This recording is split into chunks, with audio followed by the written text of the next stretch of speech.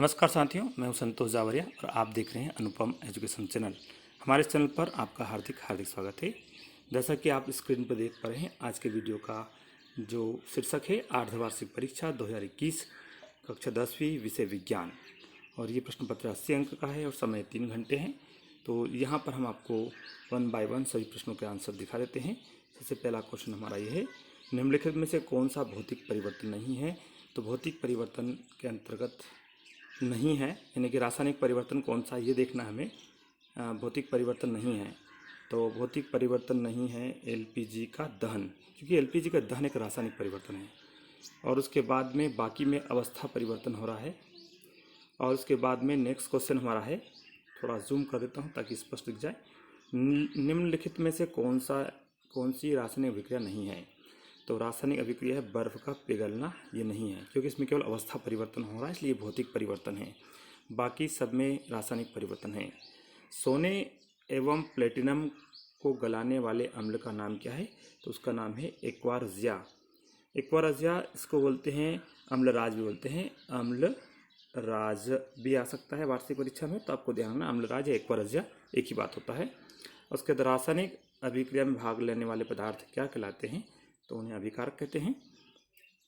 उसके बाद next question है, यहाँ पर एक क्वेश्चन गलत छपा हुआ था जिसे करेक्शन कराया गया है। आमाशय में पाचक रस का पीएच मान होता है तो वो 7 से कम होता है, क्योंकि आमाशय में पीएच हमेशा 7 से कम होना चाहिए, अम्लीय होना चाहिए, तभी भोजन का पाचन होता है। इसलिए 7 से कम और 7 से अधिक होता है तो फिर क्षारीय हो जाता है। तो नेक्स्ट क्वेश्चन देखिए, टमाटर में कौन सा अम्ल उपस्थित होता है? तो टमाटर में साइट्रिक अम्ल उपस्थित होता है। इसके बाद नेक्स्ट क्वेश्चन है, रिक्त स्थान भरिए, सोडियम हाइड्रोजन कार्बोनेट का सामान्य नाम क्या है? तो उसका नाम है बेकिंग सोडा। बेकिंग सोडा यानी कि खाने का सोडा।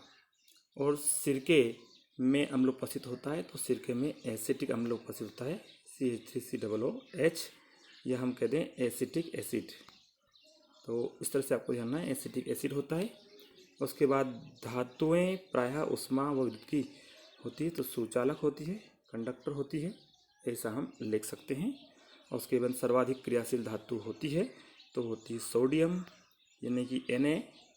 चलो मैं इसे 10 लगा देता हूँ मात्रा, कोई दिक्कत नहीं है, Na। और उसके बाद में द्रव अवस्था में पाई जाने वाली अधातु है, तो द्रव अवस्था में पाई जाने वाली अधातु है ब्रोमीन, Br, ब्रोमीन। और उसके बाद में हम चलते हैं स्टेनलेस स्टील में लोहे के साथ तत्व मिलाता है तो क्रोमियम,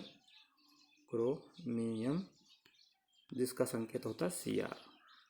इसके बाद में सही जोड़ी मिलाइए, इसमें द्रव अवस्था में पाई जाने वाली धातु कौन सी है?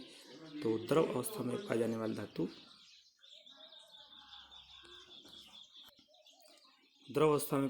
धातु यहाँ पर है पारा। उसके बाद धातुओं के खींचने का गुण होता है तो वो उसे बोलते हैं हम तन्यता।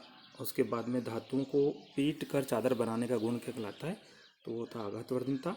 और कम क्रियाशील धातु है तो सोना और चांदी।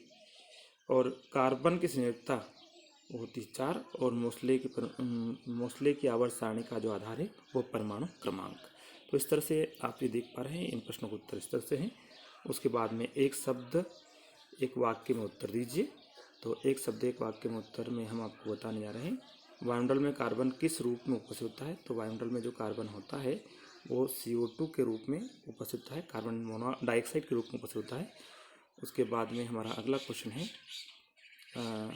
खाना बनाते समय बर्तन की बाहरी सतह काली कब हो जाती है? जब ईंधन का दहन अपूर्ण रूप से होता है। तो हमें यहाँ लिखना पड़ेगा ईंधन का दहन जब अपूर्ण रूप से होता है। और समूह 17 के तत्वों को किस अन्य नाम से जाना जाता है? तो उन्हें हम हेलोजन परिवार के नाम से जानते हैं, हेलोजन। उसके बाद में अष्टक का नियम किसने प्रतिबद्ध किया? तो वो नहीं किया था न्यूलैंड ने, न्यूलैंड का अष्टक नियम। उसी के बाद में आधुनिक आवर्त सारणी की सबसे अधिक ऋणात्मक तत्व कौन सा होता है? तो फ्लोरीन होता है।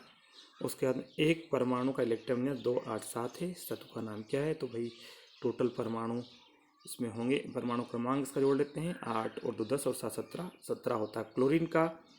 ये तो वो तत्व है Cl यानी क्लोरीन 17। उसके बाद में आप अन्य क्वेश्चन भी देख सकते हैं कौन कौन से पूछे गए थे, है ना। उसके बाद में यहाँ पर देखो एक मैं क्वेश्चन आपको बता देता हूँ, जनरली सामान्य सा प्रश्न है। विरंजक चूर्ण, इसका सूत्र होता है CaOCl2, ये विरंजक चूर्ण। उसका प्लास्टर ऑफ पेरिस का CaSO4 डॉट हाफ H2O, ये है प्लास्टर ऑफ पेरिस। उसके खाने के सोडे का सूत्र होता है NaHCO3, सोडियम बाइकार्बोनेट या सोडियम हाइड्रोजन कार्बोनेट। उसके बाद में हम चलते हैं, नेक्स्ट क्वेश्चन हमारा है, इस तरह के प्रश्न जो हैं आप देख सकते हैं, लेकिन जो कॉमन क्वेश्चन है मैं जिनके आंसर जहाँ पे संभव हो सकते हैं उन्हें मैं आपको बताने की कोशिश कर रहा हूँ। तो चलिए नेक्स्ट क्वेश्चन हमारा, हम आपको ये सभी क्वेश्चन दिखा देते हैं। उसके बाद नेक्स्ट क्वेश्चन है लास्ट में,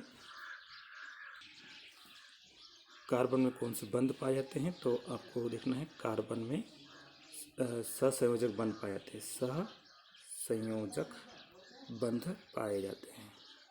उसके बाद कार्बन के अपरूप तत्वों के नाम लिखिए। तो कार्बन के अपरूप तत्व है हीरा, ग्रेफाइट और फुलेरिन।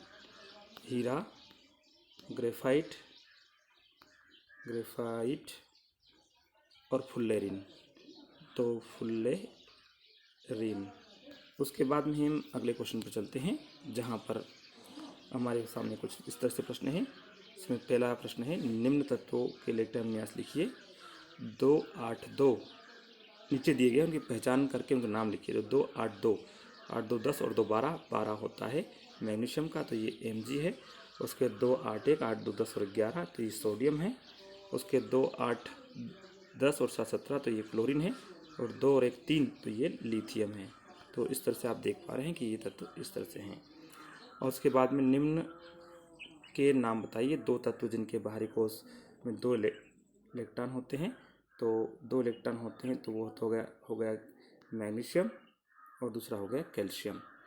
उसके 3 तत्व जिनके बाहरी कोश पूर्ण हैं, तो वो हो गए आर्गन, जिसका पहले मैं लिख देता हूँ नियान, जिसका परमाणु क्रमांक 10। उसके बाद में आर्गन, जिसका 18। उसके बाद क्रिप्टॉन, जिसका 36।